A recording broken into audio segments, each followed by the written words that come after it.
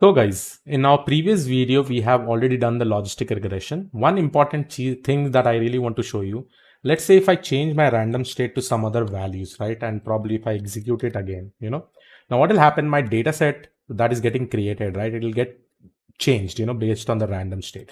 Now, if I again do it and probably check out my score here, you can see that I'm getting 91%. Before I was getting 84 or 86%, right? Now, this why things are happening because now the data set that is got created, right? It is completely different, right? And this kind of scenario usually happens with the help of random state. Probably if you also select this random state as a different value, then again, you will be getting an X train and Y train data differently. Now, what we are going to focus on is basically hyperparameter tuning. And hyperparameter tuning here, we are also going to add something called as cross validation. Okay. So we are going to see two different techniques with respect to hyperparameter tuning. One is grid search CV, and the other one that we are going to basically discuss is about randomized search CV. Okay, so these two are the things that we are going to discuss. Let's go ahead and let's see how we can basically implement it. Okay, now for performing hyperparameter tuning, one thing that you really need to know is that first thing over here is that when I see logistic regression, right, I have a lot of parameters like penalty, right? And in this penalty, I can either have L2, L1 or elastic net, right? So this is nothing but rich, lasso and elastic net. I can select any one of them. Similarly, you have this C value, which is nothing but inverse of that lambda value, right? And similarly, you have class weight, whether you want balanced or you can select different values. Always make sure that you check this particular documentation, guys. Like solver is one parameter. You have Newton CG, LB, FGS, lib linear, SAG, saga, different values are there. And it is also saying that for small data set, liblinear is a good choice, whereas SAG and SAG are faster for larger ones. For multi-class classification, you probably have to use Newton CG, right? So all these things are there. Now, what I will do is that we really need to find out a way to select these parameters, and this can only be possible through hyperparameter tuning. So what I'm actually going to do over here is that initially, let's go ahead and create our model. So I'll say model is equal to logistic regression. And in this model, what I am actually going to do first is that I will be taking up each and every parameter and I'll be using this all the possible values, right? So let's say that I take penalty as my parameter. So here I will define penalty and what all values this penalty can have, right? Obviously, we have seen in penalty what all values it will be possible. You have L1, L2, elastic net, none, right? So here I am going to select this three. And let's say out of this tree, I really want to check which will be the better one. Okay, so I'm just going to make this as a list.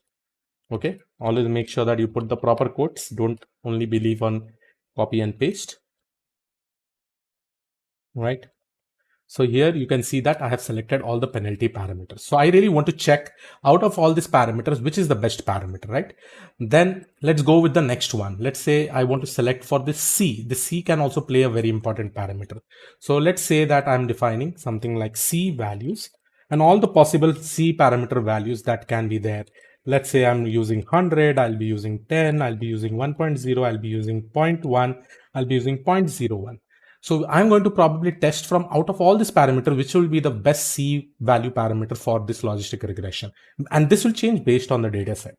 And then I can also use one more parameter, which is called as solvers. Let's say, and you can also try with all the other parameters what you want. But I will now take or consider this solver. And in solver, we have all these possible options, right? So I'm just going to make a key over here and basically say solver is equal to and paste it, right? So here you will be seeing that I will be having all these options, right? I'm just removing this quote and I'm going to basically try with all this. And based on data, it will be able to select this, right? So perfect. I have possibly made 3 main key parameters and I really want to check with this.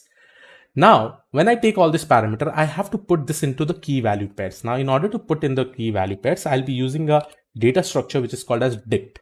Now, when I write dict, this basically means it is going to convert anything that you give inside into the key value pairs. Now, first of all use the first key. Remember, this key name should be absolutely right? If it is wrong, then your model will not get trained. So the first parameter is penalty. And for this, I'm just going to assign this particular penalty parameter, right? So this will be my penalty parameter. So my key will get created with penalty over here. Okay, similarly, I will go and do it for capital C. Okay, and I'm just going to say that this C will have the C values. Okay, the C values.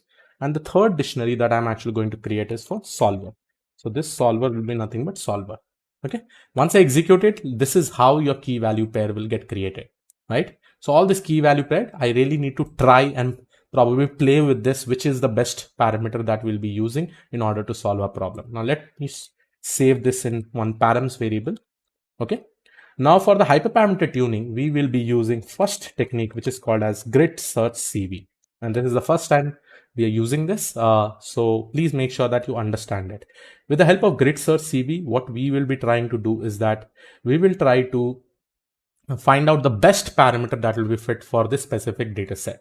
So if I probably search for sklearn grid search CV, here you will be able to see from sklearn.model selection, I'll be importing grid search CV. Okay, so here from sklearn.model selection, sklearn.model selection, I'm going to import grid search CV. Okay, and then I will say grid is equal to grid search CV. I'll be initializing it. Now let's go ahead and see what are the parameters. By default, I'm just executing this so that I get some it is coming some as an error. The first parameter is basically your estimator. Estimator basically means which model you are going to use. The second parameter is all about your parameters you want to play with. So whatever parameters I have defined over here, I'm going to assign this. Scoring value also will be using, because since this is a binary classification, we'll focus more on the accuracy part. And if you really want to see scoring, right? So here you can basically search sklearn scoring metrics and just go and search for it over here. All the documentation is quite precise. So for scoring classification, for binary classification, you can use accuracy, balanced accuracy, top K accuracy, average precision. All these things are the possible options, right? But here you really need to understand what is important. If precision is important, then you have to focus on precision. If it is recall, then you have to focus on recall. Right now, I'll just take my accuracy. Okay. So first of all, first parameter that I'm actually going to give is my estimator. Estimator is equal to whatever model I have assigned over here, this particular specific model, comma, then I'm just going to say param grid is equal to nothing but this will be my params, right? I'm going to assign my params over here. There is also a parameter which is basically called as scoring. I'm just going to write squaring as accuracy, as we have already seen. One more important parameter, because already we are doing hyperparameter tuning, right? There is also a parameter which is called as CV. CV basically means cross validation. How many number of times I need to do k folds, right? So this CV, I will assign it with stratified k fold cross validation. Now, in order to basically use stratified k fold cross validation, I will just go and probably search for stratified k fold. Okay. And this is basically the model that I'm actually going to do for my stratified k fold. So I'll say from sklearn.model selection import. So let me import it over here. From sklearn.model selection import stratified k fold, right? And this is what we are going to use as our CV value, right? So here I'll say stratified k fold, and whatever parameters, how many k fold I want to specifically use, I can definitely use it. Let me quickly do one thing. Okay. Or I will just take this as my new cell so that I can probably see to it. Okay. Not a problem. So here I'll be saying stratified k fold. So the number of splits I'm going to do 5 and shuffle will be false. Okay. So I am just using the CV. That basically means this CV is nothing but this CV we are going to assign.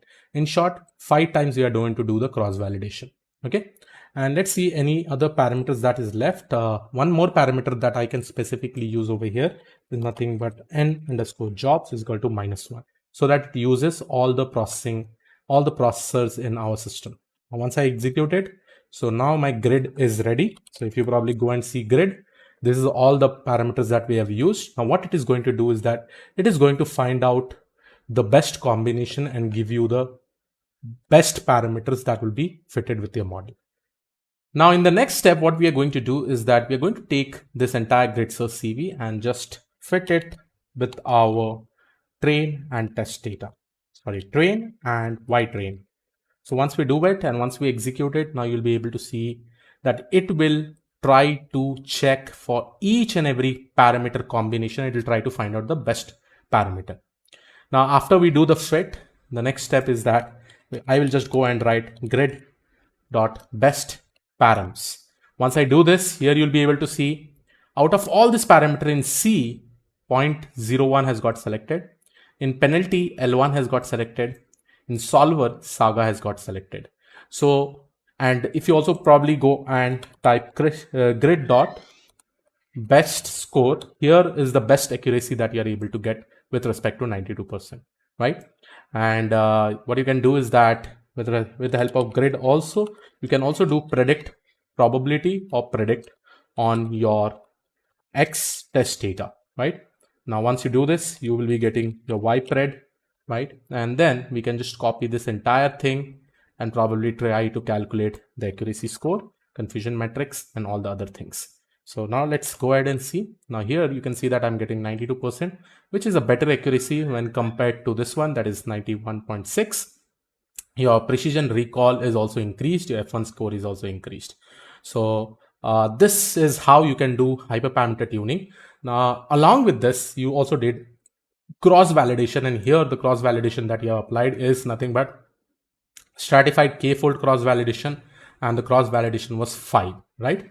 Now, this was the technique of the entire hyperparameter tuning. What you can also do is that you can go and select some other parameters and you can assign different values and you can play with that. At the end of the day, hyperparameter tuning is done to select the best parameters that can get applied. And with the help of grid search CV, what we do is that we try to see the combination of every parameters, right? Every parameters, like first combination can be 100, L1, Newton, CG. Second combination can be 100, L1, LB, FGS, like this, all the combination. And out of this, the best combination is got selected is this one based on the accuracy score, right? So yes, this was it. In the next hyperparameter tuning, we'll be seeing with the help of randomized search CV. Again, this is another library, which is, you can say that it will take less amount of time when compared to grid search CV, because it will try to take the sample of the combination and it will try to train the model. That we'll be seeing in our next video.